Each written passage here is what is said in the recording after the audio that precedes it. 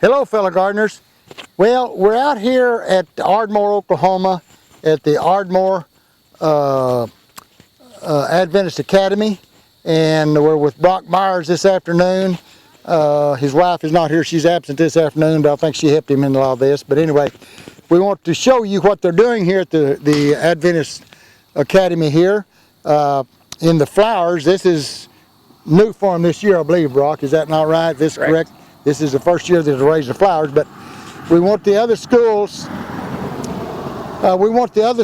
To look at this project and consider doing this, because every woman loves flowers, and so it's a good thing for the school to do, not only to teach the children how to raise flowers, but also to take these and make some funds off of it, some money to run the school. So anyway, I'm going to turn this over to Brock and let him tell you what he's growing here, and then we'll get back to you. All right, Brock, if you can just... Yeah, absolutely. So, we've grown just a small variety starting out, and I think it's really good to start with just simple. We didn't want to overwhelm ourselves with too many varieties we couldn't take care of, and so we started with just a few that we could manage. And according to your climate where you're at, like Oklahoma is usually pretty hot in the summer, and so we chose zinnias as kind of a staple flower we knew would be a heat-loving flower. And so that's what we have behind me here, is a lot of these zinnias. They're really beautiful, they're really colorful, they produce a lot of flowers at any one given time. In fact, so much that it's hard to keep up with them, but it's an amazing flower, and they don't require refrigeration either. The zinnias don't require refrigeration. So then we have a few other different little varieties here that add to just the beauty of that mix. We have some Cosmos here in the front, as well as this band behind us here, the purple and the pink, and those are really nice in some arrangements as well.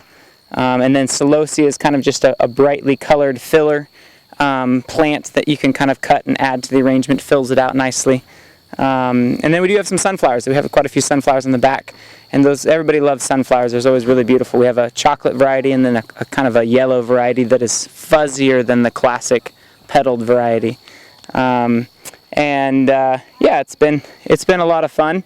We have some dahlias. The dahlias are slower growing, and they'll be coming on a little bit later here in the field, but they are a lot more intricate. And they also actually reproduce by tubers, so that's actually kind of neat, is that you can continue to produce them year after year. As they grow more tubers, your investment multiplies. So the biggest thing that's been really neat about this is that flowers are actually very simple in a lot of ways. Like the complexity has been really more of just trying to keep on top of the weeding, prepping the beds, but in terms of just putting them in the ground and letting them grow, we really are more just the caretakers of these incredible plants that really just grow as they've been designed to grow.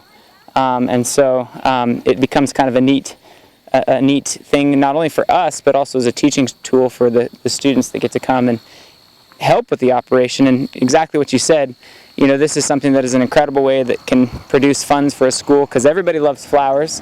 Not only do they love flowers, but they love it when children are growing flowers. So that's our goal, is to connect our children with growing some of these flowers, and then make it an enterprise that is beneficial not only to the school but to the community.